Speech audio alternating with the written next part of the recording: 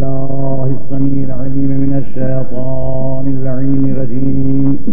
بسم الله الرحمن الرحيم. الحمد لله رب العالمين، والصلاة والسلام على سيدنا ونبينا وشفيع المذنبين بالقاسم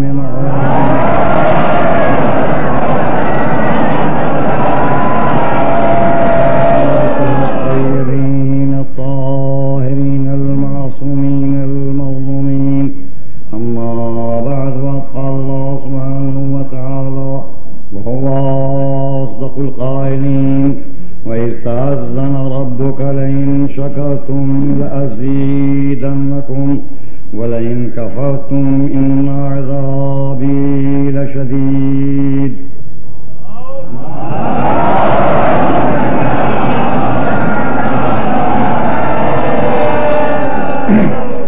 قرآن مجید میں دو باتوں کی طرف خاص زور دیا گیا ہے، ایک صبر اور ایک شکر۔ صبر کے لیے بھی بہت سی آیتیں ہیں اور شکر کے لیے بھی بہت سی آیتیں ہیں۔ صبر کے لیے کبھی ارشاد ہے: من صبر وغفر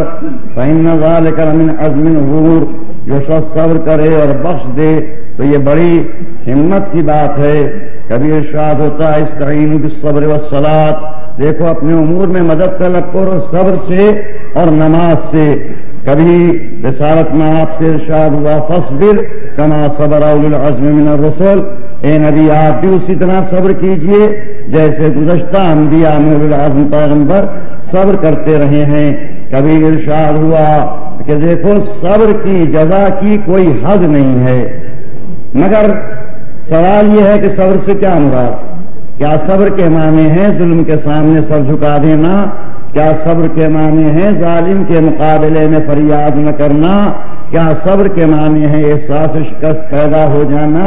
اگر یہی معنی صبر کے ہیں تو پھر آخر جناب موسیٰ نے فرعون کے مقابلے میں بنی اسرائیل سے صبر کرنے کی تاکید کیوں نہ کی؟ جناب ابراہیم نے نمرود کے مقابلے میں اسی صبر کو کیوں اختیار نہ کیا؟ پھر یہ کیوں ارشاد ہو رہا ہے: کائین من نبی قاتل معه ربیون کثیر فما ظهروا لما اصابهم فی سبیل اللہ وما ضعفوا ما استکانوا واللہ یحب الصابرین۔ بہت سے ایسے انبیاء ہیں جن کے ساتھ اللہ والوں نے جنگ کی، لیکن اس جنگ میں ان میں ذرا سی بھی کمزوری نہ آئی۔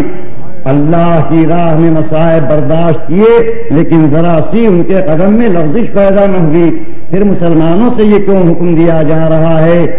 کہ لا تہنوا ولا تحزنوا وانتم الاعلون ان کنتم مؤمنین؟ دیکھو نہ تم رنجیدہ ہو نہ تم میں کمزوری پیدا ہو، تم ہی فاتح قرار پاؤ گے، تم ہی سربلند قرار پاؤ گے اگر تم سچے معنی میں مومن ہو۔ تو پھر آخر یہ مقابلے کی دعوت کیوں دی جا رہی ہے؟ پھر یہ کفر سے ٹکرانے، یہ ظلم سے ٹکرانے کی دعوتیں کیوں دی جا رہی ہیں؟ حقیقت یہ ہے کہ صبر کے معنی ظلم کے سامنے سر جھکا دینا نہیں ہے، بلکہ صبر محل اور موقع کے لحاظ سے بدلتا جاتا ہے۔ کبھی یہی صبر شعلہ ہوتا ہے، کبھی شبنم، کبھی یہی صبر سحر کی ٹھنڈی ہوا ہوتی ہے اور کبھی آندھی، کبھی یہی صبر گلوں کی نرمی ہوتی ہے اور کبھی بجلی کی کڑک، کبھی اسی صبر کا مطلب ہوتا ہے شمشیر قضا کے سامنے مسکرا دینا، اور کبھی یہی صبر تلوار بن جاتا ہے ظالم کی گردن پر۔ جیسا موقع ویسا صبر۔ اگر صبر صرف سر جھکا دینے کا نام ہوتا تو کفر کا، تو یہ لامذہبیت کا اعتراض درست تھا۔ پھر ان کا کہنا درست تھا کہ صبر حقیقت میں اپنے زمانے کے متکبرین، اپنے زمانے کے دولت مندوں اور ظالموں کی وہ تلوار تھی جو انہوں نے مذہبی ٹھیکیداروں کے ذریعے سے مظلوموں کی گردن پر لٹکا رکھی تھی۔ وہ چاہتے تھے کہ صبر کے ذریعے سے لوگوں کو فریاد سے روک دیا جائے، لیکن حقیقت صبر ہے مقابلہ کرنا، مقاومت کرنا، استقلال کے ساتھ پامردی کے ساتھ ڈٹے رہنا۔ حادثات زمانہ ہو تو اس میں صبر ہے برداشت کر لینا، انفرادی طور پر کسی سے کوئی زیادتی ہو جائے آپ کے اوپر تو آپ کا معاف کر دینا صبر ہے، تاکہ انتقام در انتقام کا سلسلہ قائم نہ ہو جائے۔ اگر ظالم اپنے ظلم پر شرمندہ ہو جائے، اگر اس کی طاقت کمزور پڑ جائے اور وہ دیکھے کہ اب سوائے شکست کے اور کوئی چارہ نہیں رہ گیا ہے، اگر وہ اپنے کیے پر شرمندہ نظر آئے اور اس کے بعد وہ آپ سے معافی کا طلبگار ہو تو معاف کر دینا صبر ہے، جس کی بہترین مثال جناب رسالت میں آپ نے فتح مکہ کے بعد یوں پیش کی کہ فرمایا فاذهبوا فانتم طلقاء، جاؤ میں نے تم سب کو چھوڑا، لیکن جب تک ظلم اپنی قوت پر اکڑتا رہے، جب تک ظالم اپنی طاقت پر نازا رہے، جب تک اپنے پشت پناہوں کی طاقت پر اس کو گھمنڈ ہو، اس وقت سر جھکا دینا صبر نہیں بزدلی ہے، اس وقت سر جھکا دینا شکست خوردگی ہے، اس وقت سر جھکا دینا کمزوری ہے، اس وقت صبر کے معنی ہیں ظالم کے مقابلے میں ڈٹے رہنا، اس وقت صبر کے معنی ہیں ظلم کی تلوار کو الٹ کر دینا، اس وقت صبر کے معنی ہیں توکل کی سپر لے کر یقین کی تلوار لے کر اللہ پر اعتماد کی اسلحہ سے لیس ہو کر ظلم سے ٹکر پر ٹکر لیتے رہنا۔ ظلم کے سامنے سر جھکانا صبر نہیں ہے، کبھی کبھی ظلم موقع اور محل دیکھ کر سانس لینے کے لیے صبح کی آواز بھی بلند کر دیتا ہے، لیکن جب تک شرمندہ نہ ہو جائے، جب تک اس کی طاقت ٹوٹ نہ جائے، جب تک وہ مظلوموں پر ظلم کرنے کی صلاحیت رکھتا ہو، اس وقت تک اس کی صبح کی آواز سے دھوکہ کھا جانا، اس کے مکر میں آ جانا، یہ کمزوری ہے، یہ انسان کے لیے شکست کے آثار ہیں۔ جب تک کہ ظلم اپنے اوپر نازا رہے، ٹکر لیتے رہنا ہی صبر ہے۔ جس طرح صبر کے معنی ہم غلط سمجھتے ہیں، اسی طرح شکر کے معنی بھی یہ نہیں ہے کہ ہم زبان سے شکرن للہ کہتے رہیں۔ حقیقت شکر صرف زبان سے کہنا نہیں ہے، بلکہ شکر اس جذبے کا نام ہے۔ شکر اس انسان کے دل میں پیدا ہونے والے جذبے کو کہتے ہیں جس کی بنا کے اوپر احسان مندی اور امتنان کا تصور پیدا ہوتا ہے، جس کی بنا پر وہ نعمت دینے والے کے سامنے سر اطاعت جھکاتا رہتا ہے۔ شکر کی پہلی منزل ہوتی ہے نعمت کو پہچاننا۔ ہم یہ تو پہچانیں کہ ہمیں کیسی نعمت ملی ہے، اس کے بعد یہ پہچانیں کہ وہ نعمت دینے والا کون ہے، اور اس کے بعد ہمارے دل میں جو احسان مندی کا جذبہ پیدا ہو، اس کا اظہار کبھی لفظوں سے ہوتا ہے اور کبھی عمل سے ہوتا ہے۔ لفظوں سے جب اظہار ہوتا ہے تو ہم منعم کی حمد کرتے ہیں، منعم کی ثنا کرتے ہیں، منعم کی نعمت دینے والے کی تعریف کرتے ہیں، اور جب عملی طور کے اوپر اس کا مظاہرہ ہوتا ہے تو جتنا احسان بڑھتا جاتا ہے ہمارا سر اس کے سامنے جھکتا چلا جاتا ہے، جتنے اس کے احسان میں اضافے ہوتے چلے جاتے ہیں ہم میں جذبہ اطاعت قوی سے قوی تر ہوتا جاتا ہے۔ اسی لیے قرآن مجید نے یہ ارشاد فرمایا وَاعْبُدْ وَكُنْ مِنَ الشَّاكِرِينَ، عبادت کے ساتھ شکر کو لازم و ملزوم قرار دیا ہے، یعنی جب تمہارے دل میں جذبہ امتنان پیدا ہوگا تو اس کا لازمی نتیجہ سر کا جھک جانا ہے، اس کا لازمی نتیجہ میرے سامنے خضوع و خشوع ہے۔ ظاہر ہے کہ جتنی نعمت زیادہ ہوگی، جتنی نعمت کی تعداد بڑھتی جائے گی، اتنا ہی جذبہ شکر میں اضافہ ہوتا چلا جائے گا۔ جن کی نعمتیں محدود ہیں جب ان کے سامنے سر جھک جاتا ہے تو جس کی نعمت کا کوئی شمار ہی ممکن نہیں، جس کی نعمتوں کا کوئی احصاء ہی ممکن نہیں، ہر سانس جس کی نعمت ہے، جس کے ہر لمحے حیات جس کی نعمت ہے، اس کے شکر کا انداز یہ ہونا چاہیے کہ زندگی کی ہر سانس اس کے شکر میں بسر ہو، اس کے شکر کا انداز یہ ہونا چاہیے کہ ہر لمحے حیات میں اس کے شکر کے لیے ہمارا سر جھکا رہے۔ اصل شکر زبان سے کہنا نہیں، بلکہ شکر کا انداز یہ ہے کہ جو نعمت دی گئی ہے اس کو اس مصرف میں صرف کیا جائے جس کے لیے وہ نعمت دی گئی ہے. ایک طالب علم کا میں نے وظیفہ کر دیا, وظیفہ جب ملا تو وظیفے کے بعد اس نے اس پیسے کو مختلف غلط راہوں میں صرف کیا. کیا اس کا نتیجہ یہ ہے کہ میں آئندہ اس کا وظیفہ بڑھا دوں؟ جی نہیں, اس کا نتیجہ یہ ہے کہ میں سمجھوں گا کہ اس نے میری نعمت کا کفران کیا ہے, آئندہ مہینے سے میں وظیفہ ختم کر دوں گا. یہی قرآن کہہ رہا ہے لئن شکرتم لازیدنکم, اگر تم شکریہ ادا کرو گے یعنی میری نعمتوں کو صحیح راہ میں صرف کرو گے تو میں تمہاری نعمتوں میں اضافہ کرتا چلا جاؤں گا. یہ عام انسانوں کا انداز ہے کہ کبھی وہ صبر کرتے ہیں کبھی وہ شکر کرتے ہیں. قرآن مجید میں سورہ فجر میں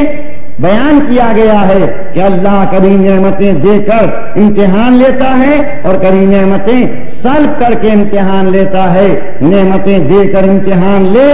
تو اس وقت تمہارا لازمہ شکر ہے, اور نعمتیں سلب کرے تو تمہارا فریضہ صبر ہے. اسی لیے ارشاد ہے کہ ایمان و نصفان, ایمان کے دو حصے ہیں, آدھا حصہ صبر ہے آدھا حصہ شکر ہے. یعنی اگر مصیبت پڑے تو مومن کا کام ہے صبر کرنا, اور اگر نعمت مل جائے تو مومن کا کام ہے شکر ادا کرنا. مگر یہ عام مومنوں کا انداز ہے. کچھ خاصان خدا ایسے ہوا کرتے ہیں کہ جو مصیبت کو بھی نعمت سمجھا کرتے ہیں. کچھ خاصان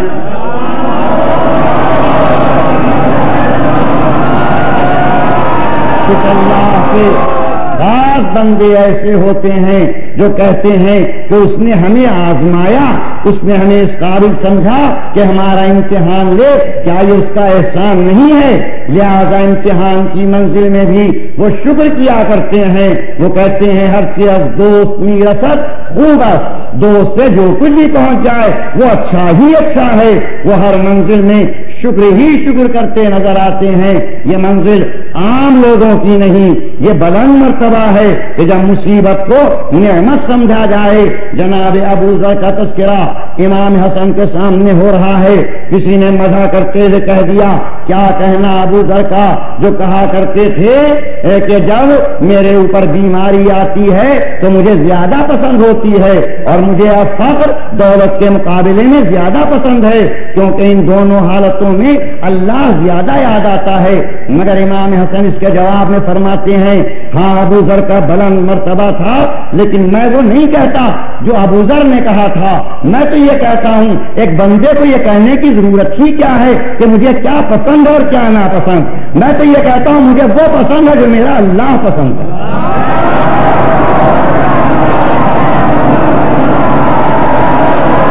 میری پسندیدگی اور ناپسندیدگی اللہ کی مرضی کے تابع ہے.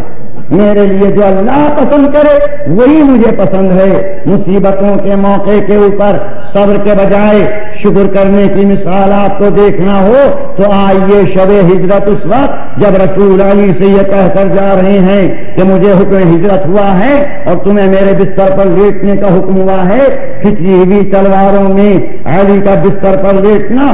مگر یہ معمولی بات نہ تھی کہ صرف لیٹ ہی جاتے. لیکن علی کی منزلت یہ ہے کہ جس وقت یہ رسول نے فرمایا تو علی نے کہا کیا اللہ میرے لیٹ جانے سے آپ کو بچا لے گا؟ فرمایا ہاں, اس نے وعدہ کیا ہے کہ وہ مجھے بچا لے گا. بس یہ سن کر امیر المومنین نے سر سجدہ شکر میں رکھا اور فرمایا اس خدا کا شکر کہ جس نے مجھے اپنے نبی کا فدیہ قرار دے دیا. اور اب یہاں پر تاریخ کہتی ہے کہ یہ پہلا سجدہ شکر تھا جو مقام مصیبت میں کیا گیا. اسی لیے علی کے لیے ارشاد ہوا من الناس من یشری نفس ابتغاء مرضات اللہ, انسانوں میں کچھ انسان وہ بھی ہیں جو اپنے نفس کو بیچ ڈالتے ہیں اور رضا الہی کو خرید لیتے ہیں. یعنی ان کا مقصد بس رضا الہی کا حاصل کرنا تھا. مگر میں عرض کروں گا یہ علی کی خصوصیت نہیں, پورا خاندان ہی ایسا تھا کہ جس کی نظر میں اللہ کی مرضی اللہ کی رضا سب سے زیادہ قیمتی تھی. جو مصیبت کو بھی نعمت سمجھا کرتے تھے, جو مقام مصیبت میں سجدہ شکر ادا کیا کرتے تھے. اور اگر اس کی معراج دیکھنا ہو تو آپ کو کربلا چلنا پڑے گا. جہاں آپ دیکھیں گے کہ مصیبتیں اپنی حد آخر پر پہنچ چکی ہیں، کیا یہ کم مصیبت تھی کہ حسین کو مدینہ چھوڑنا پڑا؟ وہ وطن کہ جہاں رسول کی قبر بھی، وہ وطن جہاں ماں کا مزار بھی، وہ وطن جہاں بھائی کی لہج بھی۔ جانتے ہیں آپ کہ حسین کے دل پر کتنا صدمہ تھا جب مدینہ چھوڑ رہے تھے؟ روایت کی لفظیں ہیں کہ ہر طرف سے کوہرام مچا تھا، یہ معلوم ہوتا تھا کہ بھرے گھر سے جنازہ نکل رہا ہے۔ کیا حسین کے لیے معمولی بات تھی کہ جب حاجی ہر طرف سے حج کرنے کے لیے آ رہے ہیں، بس ایک دن پہلے 8 ذی الحجہ کو حسین جب سب آ رہے ہوں، مکہ چھوڑ کر کربلا کے بن کی طرف سفر کریں، جس نے 20 پیادہ حج کیے ہوں، اس کے لیے حج کے موقع پر خانہ خدا کو چھوڑ دینا معمولی امتحان نہ تھا، لیکن حسین نے اس مصیبت پر صبر کیا۔ اب تو مصیبتوں پر مصیبتیں آتی چلی گئیں، یہاں تک کہ جب میدان کربلا میں پہنچے تو ایک مصائب کا لشکر تھا جو حسین کے استقبال کے لیے موجود تھا۔ کبھی دریا سے خیمے اکھاڑے گئے اور حسین نے صبر کیا، کبھی بچوں پر پانی بند کیا گیا اور حسین نے صبر کیا، یہاں تک کہ شب عاشور آئی، وہ رات کہ جس کو حسین نے مانگ کر حاصل کیا تھا، یہ بتانے کے لیے کہ مجھے اپنے اللہ کی رضا کتنی پیاری ہے۔ یہی تو فرمایا تھا کہ مجھے اللہ کی عبادت بہت پسند ہے، چاہتا ہوں ایک رات دل بھر کے اللہ کی نماز پڑھوں۔ یعنی مصیبتیں آ رہی ہیں مگر جذبے تشکر حسین بڑھتا چلا جا رہا ہے، یہاں تک کہ عاشور کا دن آیا۔ عاشور کا دن وہ دن ہے کہ جس دن میں عرض کروں گا اور دنیا کو دعوت دوں گا کہ کوئی ایک دن آپ ایسا تاریخ میں ڈھونڈ کر دکھا دیں جہاں کسی پر اتنی مصیبتیں پڑی ہوں، جہاں چند گھنٹوں میں حسین اور انصار حسین پر مصیبتیں پڑی۔ 3 دن کی بھوک، 3 دن کی پیاس، اس بھوک اور پیاس کے عالم میں حسین کے صبر کی منزل، اس عالم میں پیاسوں کا زمین کربلا پر تیمم کر کے نماز ادا کرنا، ادھر نماز ختم ہوئی اور ادھر دشمن کے لشکر کی طرف سے تیروں نے استقبال کیا۔ پہلا تیر عمر سعد نے چلایا، یہ کہہ کر کہ گواہ رہنا، پہلا تیر لشکر حسین کی طرف میں پھینک رہا ہوں، میں کہتا ہوں کہ سرے ساتھ تیرا لشکر ہی گواہ نہیں، پوری تاریخ گواہ ہے کہ ظلم کا پہلا تیر تو ہی نے چلایا تھا، اور یہ تیر لشکر حسین پر نہیں پڑا، یہ تیر ظلم کی گردن کو کاٹ گیا۔ معلوم ہو گیا مظلومیت ہمیشہ کے لیے فاتح ہوتی ہے، ظلم ہمیشہ کے لیے مفتوح ہوتا ہے۔ اس کے بعد تو تلواروں اور تیروں اور نیزوں کا مہ برسنے لگا، اصحاب نے اپنی قربانیاں پیش کرنا شروع کی، کبھی زہیر قین گئے، کبھی مسلم بن اوسجا گئے، کبھی حبیب بن مظاہر گئے، ہاں ایک کے بعد ایک اصحاب حسین میں قربانی پیش کرتا چلا گیا اور حسین ایک ایک کا لاشا لاتے چلے گئے۔ ایک بوڑھا مجاہد، ایک سیاہ حبش کا رہنے والا ایک غلام آتا ہے، آ کر بارگاہ حسینی میں عرض کرتا ہے فرزند رسول مجھے مرنے کی اجازت دیجیے۔ حسین بوڑھے جان کو دیکھتے ہیں، کہتے ہیں اے جان تم اس لیے میرے پاس آ گئے تھے کہ ذرا راحت کے دن بڑھاپے میں بسر کر لو، مگر کیا ضرورت کہ مصیبت بھی برداشت کرو۔ یہ سن کر جان نے عجیب جواب دیا، فرزند رسول کیا مجھے اس لیے اجازت نہیں دے رہے ہیں کہ میری رگوں میں حبشی خون ہے؟ کیا مجھے آپ اس لیے نہیں اجازت دے رہے ہیں کہ میرا نسب بلند نہیں ہے؟ خدا کی قسم جب تک اپنے حبشی خون کو بنی ہاشم کے خون میں ملا نہ لوں گا چین نہ لوں گا۔ اور حسین نے چونکہ غلام کو ذرا رنج پہنچ گیا تھا، اس رنج کو یوں دور کیا کہ جب یہ ضعیف اور بوڑھا غلام زمین پر گرا، حسین خود سہانے پہنچے، سر اٹھا کر دانوں پر رکھا، خالی دانوں پر سر ہی نہیں رکھا بلکہ اپنا رخسارا جان کے رخسارے سے ملنا شروع کیا۔ اے جان بڑا خیال تھا تمہیں کہ تمہارا رنگ سیاہ ہے، پالنے والے جان کے رنگ کی سیاہی کو سفیدی سے بدل دے، جان کے جسم کو نور خوشبو سے معطر کر دے۔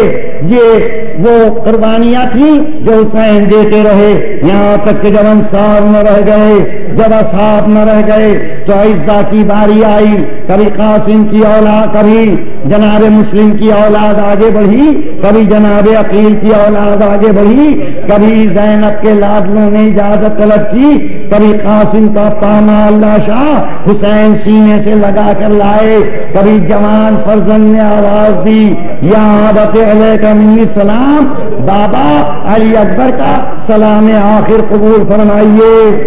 کبھی عباس نے کہا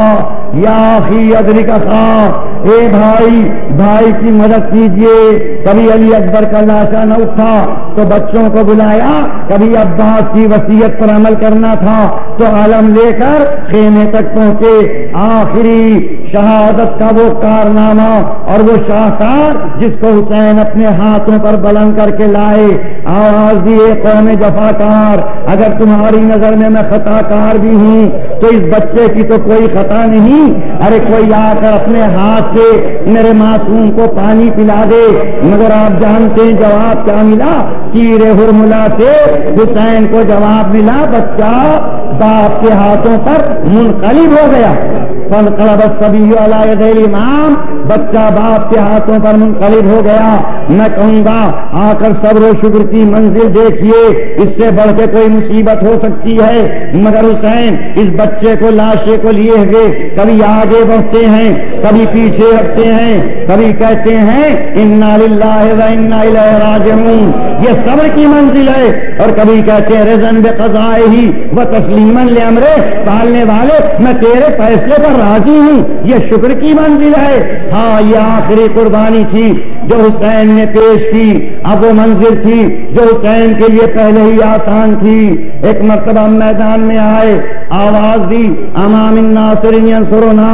امام الذاب یذب عنا، حسین مدد کے لیے پکار رہے تھے، مگر جواب میں کوئی تیر مار رہا تھا، کوئی تلوار مار رہا تھا، کوئی نیزہ مار رہا تھا۔ ارے وہ حسین جس کے لیے رسول فرمائیں حسین منی وانا من الحسین، حسین مجھ سے ہے اور میں حسین سے ہوں۔ کربلا کی زمین پر مسلمانوں کا انداز یہ ہے کہ اسی حسین کے جسم کو تلواروں اور تیروں اور نیزے سے ٹکڑے ٹکڑے کیے دیتے ہیں، یہاں تک کہ عصر عاشور کا وقت آیا۔ ارے وہ عصر عاشور کا وقت کہ جس سے بڑی کوئی مصیبت کی گھڑی آج تک آئی ہی نہیں، وہ عصر عاشور کا وقت کہ جب سوار دوش رسول گھوڑے سے زمین پر گرا،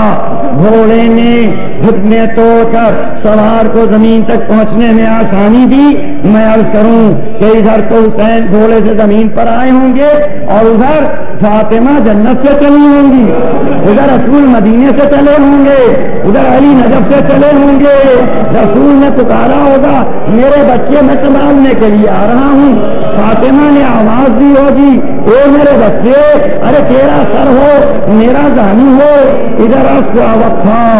ادھر زینب فریاد کر رہی تھی یا ابن سعد ایقتل ابو عبداللہ وانت تنظر الیہ، اے پسر سعد میرا ماجایا قتل کیا جا رہا ہے اور تو دیکھ رہا ہے۔ ہاں دوستداران حسین وہ منزل تھی کہ جب حسین گھوڑے سے زمین پر آئے، آپ نے سنا ہوگا کہ مصیبتوں کی انتہا ہو چکی ہے، لیکن حسین نے کیا کیا کہ جلتی زمین پر سر سجدہ شکر میں رکھ دیا، یہ بتانے کے لیے کہ یہ منزل ایسی ہے کہ ہر مصیبت پر میں وہ ہوں جو صبر کی منزل سے نہیں بلکہ شکر کی منزل سے گزر رہا ہوں۔ یہاں تک کہ عصر کا آفتاب غروب کی منزل تک پہنچا، ہر طرف تاریکی پھیلی، ہر طرف سیاہی پھیلی۔ اب صبر کی منزل حسین دکھا چکے تھے، اب زینب کی باری تھی، اب ام کلثوم کی منزل تھی، اب زین العابدین کی منزل تھی۔ آئیے صبر و شکر کا انتظار دیکھیے، وہ زینب جو 3 دن کی بھوکی ہیں، وہ زینب جو 3 دن کی پیاسی ہیں، جنہوں نے حسین کے ساتھ ہر مصیبت برداشت کی ہے، جو اب تک ہر مصیبت برداشت کر رہی ہیں، مگر میں کہوں گا مولا اے حسین اجازت دیجیے تو عرض کروں کہ آپ کے سینے پر 72 داغ تھے، آخری داغ حسن کے فرزند عبداللہ کا تھا، لیکن ذرا بہن کو دیکھیے کہ جنہوں نے آپ کو بھی ذبح ہوتے دیکھا، ارے ذرا زینب کے دل سے پوچھیے جنہوں نے آپ کو زمین گرم پر کروٹیں بدلتے دیکھا، ہاں یہی زینب کہ جنہوں نے مصیبتیں برداشت کی، یہی ام کلثوم جنہوں نے مصائب برداشت کیے، کیا مصائب ختم ہو گئے؟ نہیں، رات کی تاریکی پھیلی، بیویاں پلٹ کر چند جلی ہوئی قناتوں میں آئیں، زینب کو یاد آیا کہ حسین میرے اپنے بچوں کو میرے سپرد کر گئے ہیں، اب جو تلاش کرنا شروع کیا تو 2 بچے نہ ملے۔ اے بہن ام کلثوم، ارے بھیا کو کیا جواب دوں گی؟ 2 بچے نہیں مل رہے ہیں، دونوں بہنیں تلاش کے لیے چلی، ڈھونڈتے ڈھونڈتے دیکھا کہ ایک زمین پر دونوں بچے رخسارہ خواب پر رکھ کے آرام کر رہے ہیں، ایک کا زینب نے بازو پکڑا، ایک کا ام کلثوم نے بازو پکڑا، شانہ ہلایا، بچوں سو چکے، چلو خیموں میں چلو، مگر دیکھا یہ ہے کہ زمین کو ذرا سی مٹی ہٹا کر جب نرم زمین مل گئی، ارے دونوں بچوں نے اپنے رخسارے نرم زمین پر رکھے ہیں اور دونوں بچے باپ کے پاس پہنچ چکے ہیں۔ ارے یہ آخری مصیبت تھی کہ بھائی کی طرح دونوں بہنیں چھوٹے چھوٹے ناشے لیے ہوئے آ کر کہا ہوگا بھیا حسین، ارے یہ آخری قربانی ہے جو آپ کی خدمت میں پیش کر رہی ہے۔ ہاں دوستداران حسین، ارے کسی نے اتنی مصیبتیں برداشت کی ہوں گی جتنی زین العابدین نے، وہ زین العابدین جن کا لقب سید الصابرین، مگر یہ شب عاشور کیوں کر بشر کی زین العابدین نے؟ روایت کی لفظیں ہیں کہ ان مصیبتوں میں بیمار امام زمین گرم پر پیشانی رکھے ہوئے لا الہ الا اللہ حقا حقا، لا الہ الا اللہ ایمان متصدیقہ، اے میرے مالک یہ ہر قربانی تیری بارگاہ میں پیش ہے،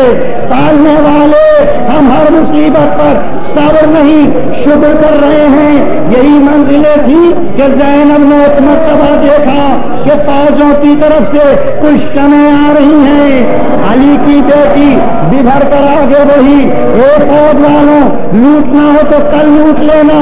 ابھی ہمارے بچے ذرا سو گئے ہیں، مگر دیکھا شمعیں بہتی چلی آ رہی ہیں، علی کی بیٹی کو غائب آیا، نہ روک رہی رکتی نہیں، ایک بیوی آگے بڑھی، زینب ہم لوٹنے نہیں آئے ہیں، ارے میں ہر کی روزہ ہوں، بچوں کے لیے تھوڑا کھانا اور پانی لے کر آئی ہوں، حضرت اللہ ذرا سنے آپ، ہر کی روزہ کہنے میں آئی، زینب نے دیکھا ہوگا ارے مہمان کی زوجہ ہے، جان نثار کی زوجہ ہے، جس نے بھائی پر جان نثار کی ہے، مگر تلاش کیا ہوگا تاج بیوی کے ساتھ کوئی چادر ہوتی تاکہ مہمان کے لیے بچھا دی جاتی۔ زوجہ ہر نے خان رکھے، پانی کی مچھلیاں پیش کی، زینب نے ایک کوزہ آپ بھرا، آئی وہاں جہاں سکینہ غش میں پڑی تھی، شانہ ہلایا، بچی کو ہوشیار کیا، کہا بیوی اٹھو پانی پی لو، ارے ابھی اٹھی تھی، ایک مرتبہ بچی نے پوچھا کیا میرے چچا آ گئے، کیا پاس پانی لے آئے، پاس کہا پانی لائی ہے، اور ایک مرتبہ پوچھتی ہے پھر آپ نے پیا، کیا ہم نے ابھی نہیں پیا ہے، پھر میرے لیے کیوں لائی، ارے تو سب سے چھوٹی ہے، پہلے تو پوچھتی ہے، بس یہ سن کر سکینہ کہتی ہے ایک لائیے جام مجھے دیجیے، ہاتھ میں جام لیا، رخ کیا میدان کا، ارے کہاں چلی سکینہ، کہا آپ ہی نے تو کہا سب سے چھوٹی، مگر میرا بھائی علی اصغر، ارے وہ پیاسا علی اصغر وہ تو اس سے چھوٹا ہے، ایک بھی پہلے اصغر کو پانی پلا، پہلے پانی پلا۔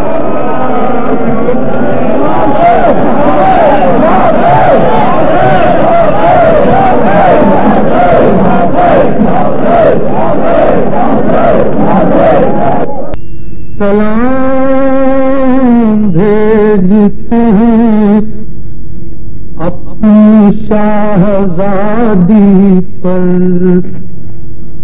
کہ جس کو سونپ گئے مرتے وقت گھر سور مسافرت میں جسے بے بسی دکھلائی نثار کر دیے بچے نہ بچ سکا بھائی اسیر ہو کے جسے شامیوں کے مرغے میں حسینیت ہے سکھانا علی کے لہجے میں سکینہ بی بی تمہارے غلام حاضر ہیں بجھے جو پیاس تو اشکوں کے جام حاضر ہیں یہ سن یہ حشر یہ صدمے نئے نئے دیدی کہاں پہ بیٹھی ہو خیمے تو جل گئے دیدی زمین گئی یتیمی کی سختیاں دیدی وہ سینہ جس پر کے سوتی تھی اب کہاں دیدی جناب مادر بے شیر کو بھی سب کا سلام عجیب وقت ہے کیا دیں تسلیوں کا پیام ابھی کلیج میں ایک آگ سی لگی ہوگی ابھی تو گود کی گرمی کم ہوگی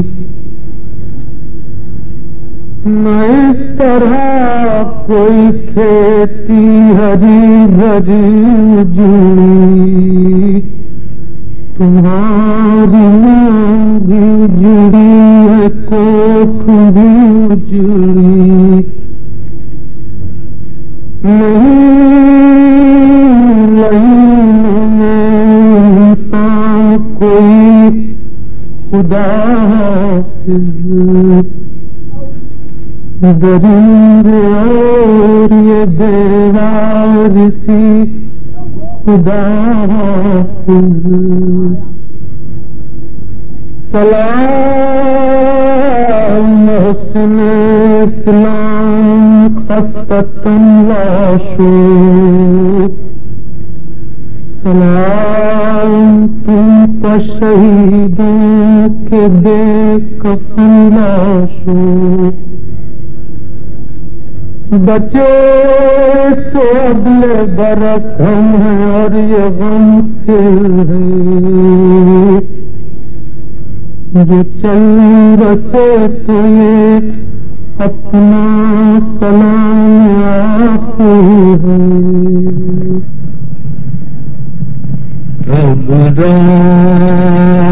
گھبرائیں گے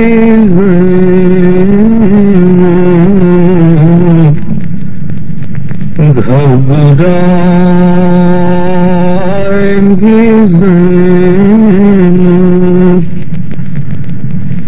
بھیا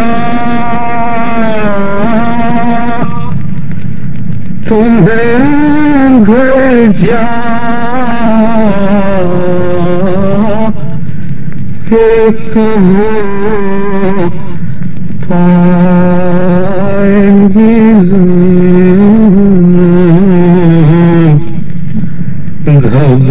گھبرائیں گے کیسا یہ بھرا گھر ہوا برباد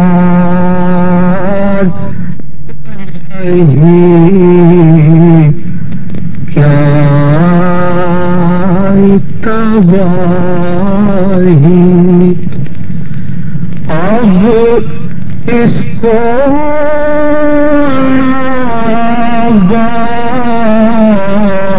آباد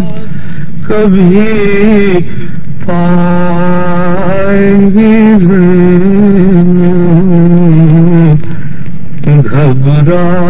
گھبرائیں گے پھٹ جائے گا بس دیکھتے ہی گھر کو کلیجا یاد آئیں گے بھیا دل ڈھونڈے گا تم کو تو کہاں پائیں گی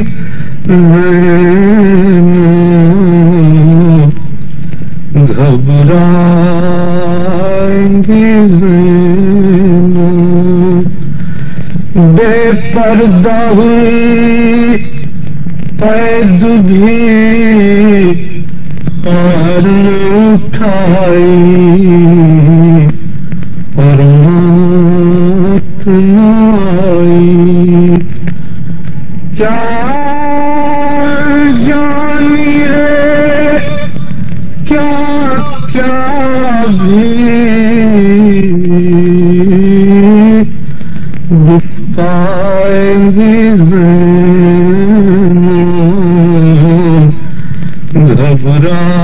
گھبرائیں گی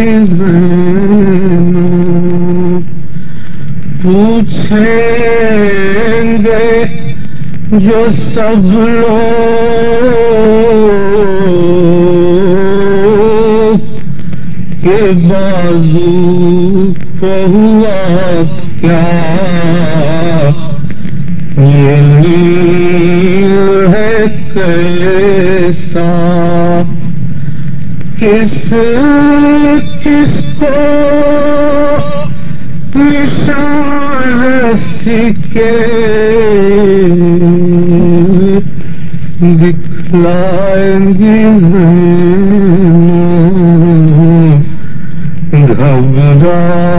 گھبرائیں گی youtube.com کے لیے مہاکوی مرزا جمال کی پیشکش